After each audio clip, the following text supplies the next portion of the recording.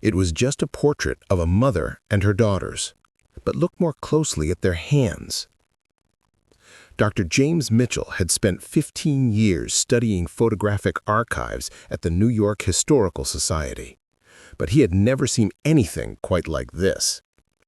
The portrait arrived in a donation box from an estate sale in Brooklyn.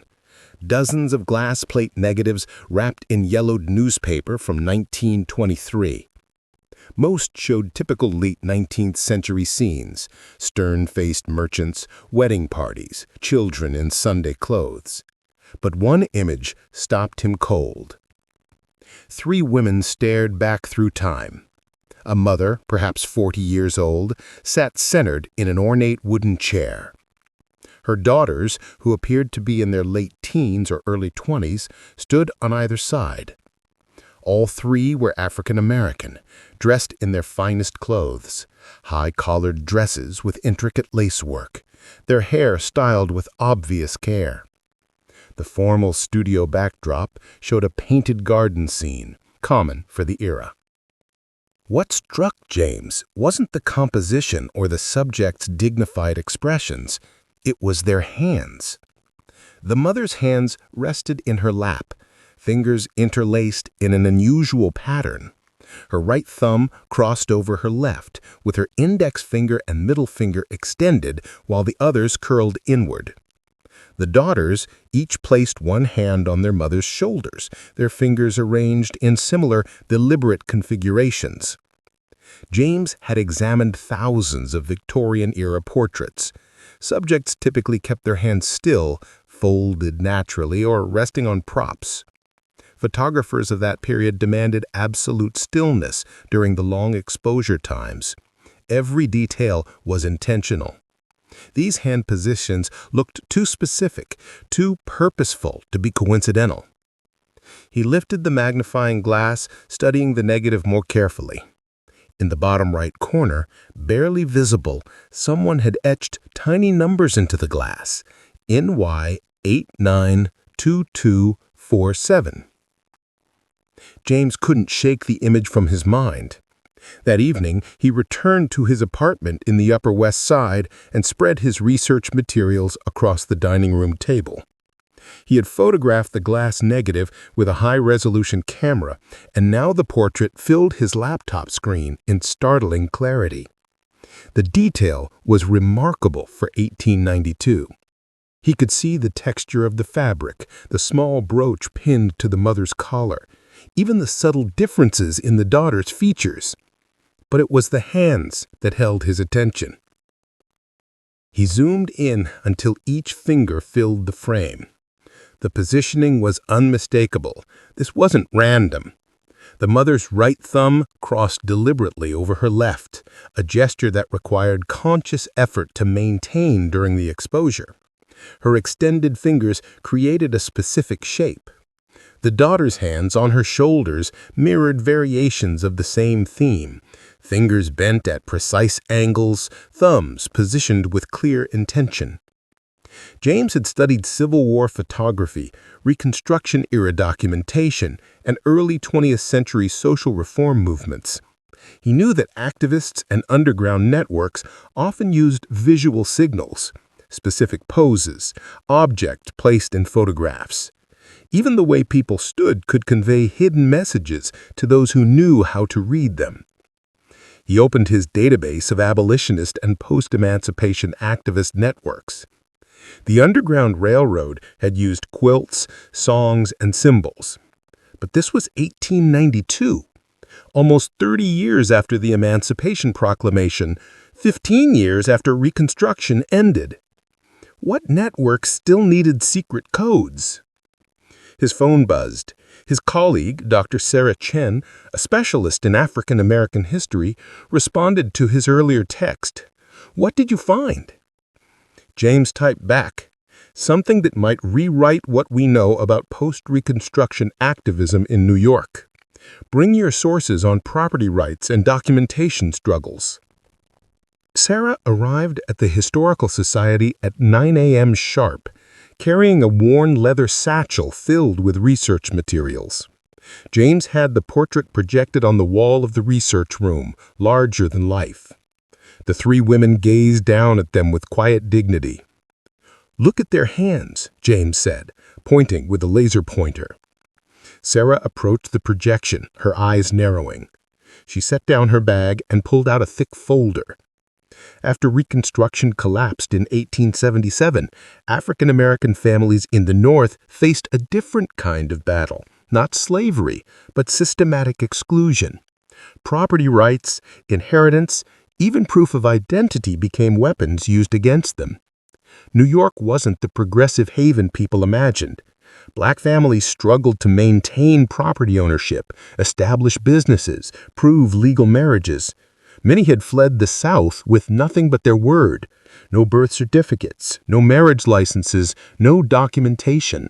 James picked up a yellowed newspaper from 1891. The headline read, "Property Dispute in Harlem. Family claims ownership without documentation." "Exactly," Sarah continued. "I've been researching mutual aid societies from this period. African American communities created networks to help each other navigate these systems. They pooled resources to hire lawyers, shared information about sympathetic officials, created their own verification systems when the official ones excluded them." "Secret networks," James said quietly. "Not secret in the sense of hidden," Sarah corrected. "Secret in the sense of parallel, operating alongside official systems, using methods that white authorities either didn't notice or didn't understand." James turned back to the portrait. "What if this isn't just a family photograph? What if it's documentation?" The etched numbers in the corner, NY892247, proved to be the breakthrough. After 2 days of searching through city directories and business records, James found a reference. Studio 247 belonged to a photographer named Thomas Wright, who operated from a building on 8th Avenue between 1888 and 1896. The address still existed, though the building had been converted into apartments decades ago. James stood on the sidewalk, looking up at the brick facade, imagining it as it had been. Wright's studio would have been on the second floor, with large north-facing windows to capture the soft, even light preferred for portraits. Research into Wright himself revealed something unexpected. Thomas Wright was white. Born in Massachusetts in 1851, trained as a photographer in Boston. He moved to New York in 1887 and established his studio in a neighborhood that was becoming increasingly diverse. Irish immigrants, Italian families, and a growing African-American community migrating from the South. But Wright's clientele was unusual for the era. While most white photographers either refused to photograph black clients or charged them significantly more, Wright's advertisements appeared in African-American newspapers. His studio welcomed all customers at equal rates. Sarah found an interview Wright gave to a small progressive newspaper in 1894. He spoke about photography as a tool for dignity and documentation, arguing that every person deserved a quality portrait regardless of their background.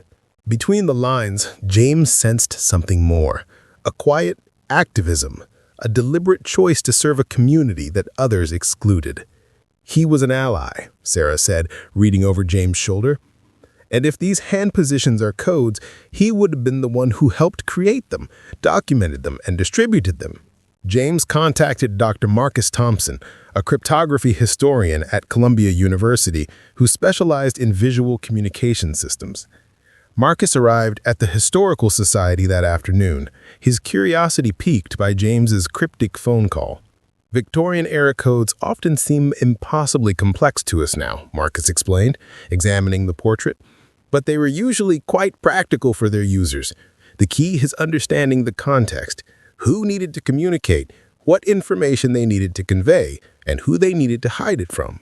He photographed the hand positions from multiple angles, then opened his laptop and began creating digital tracings. "Let's start with the assumption that each hand position represents something specific, not letters, too complex for a photograph. More likely categories, confirmations, statuses." Sarah pulled out her research on documentation struggles. What if it's about identity verification? These networks needed ways to confirm who people were, that they were legitimate members of the community, that they could be trusted with sensitive information. Marcus nodded slowly. Right. So the mother's hand position might indicate her role. Family head, network member, someone vouching for others. The daughter's positions could indicate their status, documented, undocumented, seeking assistance. They worked through the afternoon, comparing the portrait to other photographs James had found in the estate sale box. 3 more portraits showed similar hand positioning, always subtle, always deliberate. In one, a couple's intertwined fingers created a pattern. In another, a man's hand rested on a Bible with specific fingers extended. It's not just one code, Marcus said finally. It's a system, multiple signals that could be combined to convey different meanings. Someone trained these families how to pose, someone photographed them deliberately, and someone else, other network members, knew how to read these images. Sarah made the connection that broke everything open. While researching property rights cases in New York courts from the 1890s, she found a pattern. Dozens of African-American families successfully defended their property claims, obtained identity documents, or proved legal marriages, often with the same lawyer representing them. His name appeared again and again. Robert Hayes. Hayes had an office on West 34th Street. Court records showed he won an unusual number of cases for black clients during an era when such victories were rare. More significantly, he often submitted photographic evidence, portraits of families, documentation of their respectability, proof of their presence in the community. He was using Wright's photographs in court, James realized, not just as evidence of identity, but as verification of community standing. These families were photographed, their images were cataloged, and when they needed documentation, Hayes could present these portraits to judges. But there was more.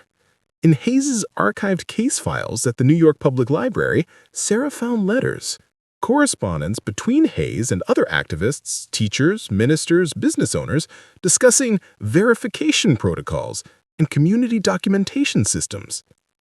One letter, dated March 1893, was particularly revealing. Hayes wrote to a minister in Brooklyn, "We have expanded our photographic documentation to include 73 families. Mr. Wright continues to provide his services at minimal cost. The hand positioning system allows us to encode essential information that can be verified later. Each portrait serves as both dignified representation and practical identification." James sat back, stunned. They built an entire parallel documentation system. When official channels failed these families, they created their own, and they hid it in plain sight. These portraits looked like ordinary family photographs, and no one examining them casually would see anything unusual. But to network members who knew the code, each portrait contained vital information. With the network structure emerging, James became obsessed with identifying the 3 women in the original portrait. The estate sale had come from a brownstone in Bedford-Stuyvesant, Brooklyn, a neighborhood with deep African-American roots. The Historical Society's donor records provided the seller's name, Patricia Johnson, who had inherited the property from her grandmother. James called Patricia that evening. She was 72 years old, sharp-voiced, and initially skeptical of his interest in old family photographs. But when he described the portrait in detail, her tone changed. "My great-great-grandmother," she said quietly. "That's Elellanar Morrison. The daughters would be my grandmother Ruth and her sister Grace." "Can you tell me about them?" James asked. Patricia was silent for a moment. "Eleanor was born enslaved in Virginia, came north after the war with Ruth, who was just a baby. Grace was born here in New York. Eleanor worked as a seamstress. She was known for her skill with lace and fine embroidery, supported the family that way." "Did she ever mention being part of any organizations, community groups?" "She was involved in her church, and she helped people.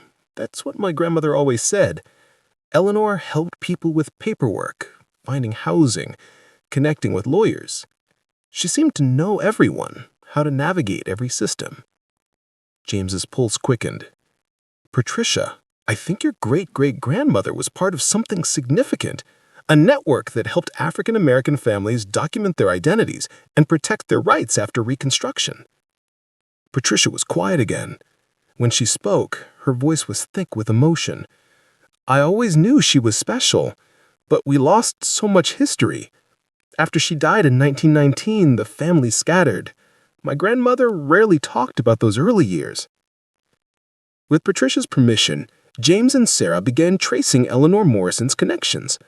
Church records from Bethel AME Church in Brooklyn showed Eleanor as a member from 1879 until her death. She served on the Ladies' Aid Society, which officially provided charity to needy families, but the meeting minutes revealed something more structured. The society kept careful records of families they assisted, names, ages, circumstances, needs. But certain entries included notations that made no sense in context, numbers and letter codes that seemed arbitrary until Sarah realized they corresponded to Thomas Wright's numbering system. They were cross-referencing, she explained to James. The church society identified families who needed documentation. Wright photographed them with the appropriate hand codes. Hayes used the photographs in court proceedings, and the church records kept track of everything, hidden in plain sight within charity work documentation. Samuel Brooks, a teacher who helped families obtain school records for their children. Mary Chen, a clerk in the city property office who processed deeds and made sure paperwork was properly filed. Reverend James Washington, a minister who performed marriages and provided certificates when official channels refused. Each person had taken quiet risks, used their position to help, operated within a system designed to exclude the people they served. Together, they had created something powerful, a shadow archive that preserved dignity and protection when official America offered neither. 3 months into their research, James and Sarah organized an exhibition at the Historical Society. They displayed 20 portraits from Wright's collection, each showing the hand positioning system, each accompanied by the story they had uncovered about the family photographed. Patricia Johnson attended, seeing her great-great-grandmother's portrait properly honored for the first time. She brought her daughter and granddaughter, 4 generations of Elellanar Morrison's descendants, standing before the image that had started everything. But the exhibition's most powerful moment came when other descendants arrived. James and Sarah had located families connected to 12 of the photographed individuals. Each had pieces of the story, fragments of oral history, old letters, faded documents that suddenly made sense within the network's context. An elderly man named Thomas Hayes stood before a portrait of his great-grandfather, the lawyer Robert Hayes, photographed with his hands positioned in the same deliberate code. "I always heard he helped people," Thomas said quietly, "but I never knew the extent. Never knew he was part of something this organized." A woman named Grace Brooks examined a portrait of Samuel Brooks, the teacher. "My family said he was arrested once in 1895 for helping a family obtain false documents, but the charges were dropped. Looking at this now, I don't think the documents were false. I think he was helping people get the documentation they deserved but were denied." The New York Times covered the exhibition. The article ran with the headline, "Hidden in Plain Sight: How Post-Reconstruction Activists Built a Secret Documentation Network." Within days, historians from across the country contacted James, sharing similar findings from their regions. Parallel networks in Philadelphia, Boston, Chicago, all operating during the same period, all using subtle codes and photographs to document and protect African American families navigating hostile systems. 6 months after discovering the portrait, James stood in the Historical Society's conservation lab, carefully handling the glass plate negative. They had digitally restored dozens of Wright's photographs, each image now preserved and accessible to descendants and researchers. The mother and daughter's portrait had become iconic, reproduced in textbooks, featured in documentaries, displayed in museums. But for James, its power remained personal.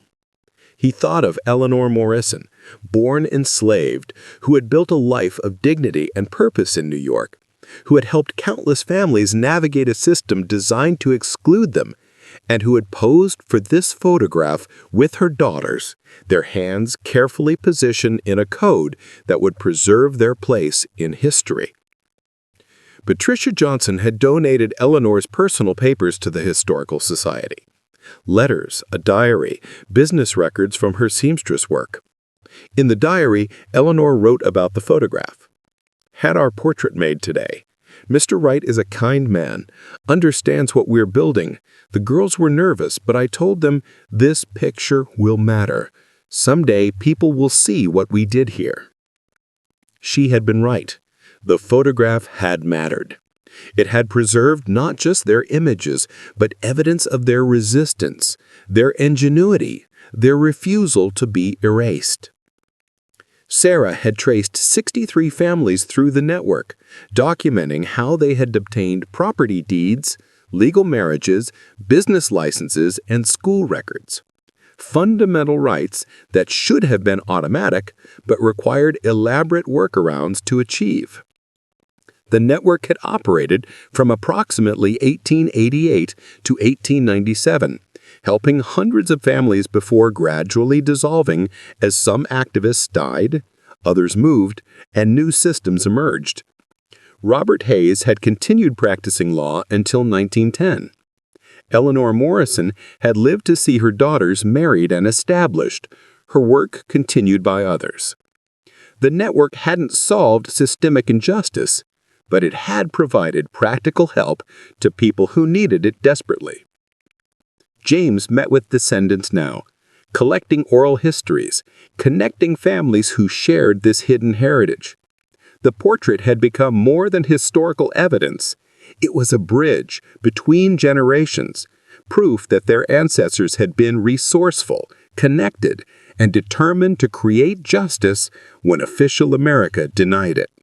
He thought of Eleanor's hands, positioned deliberately in that Brooklyn studio in 1892, her fingers creating a code that would outlive her, that would carry her story across more than a century. In the end, the simplest gestures could hold the most profound truths. Sometimes you just needed to look closely enough to see them.